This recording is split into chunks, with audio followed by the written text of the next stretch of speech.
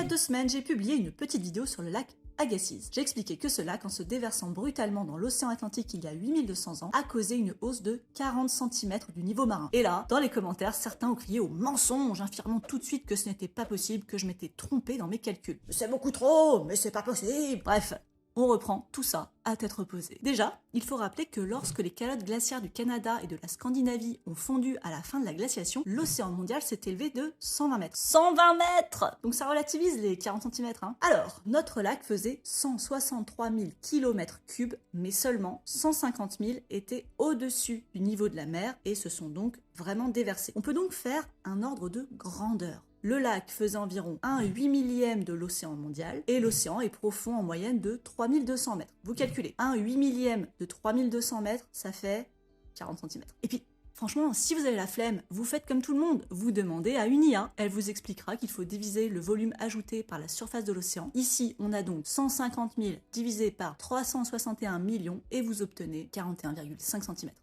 Voilà. Sinon, c'est aussi écrit là-dedans, ça coûte 19 balles, si jamais.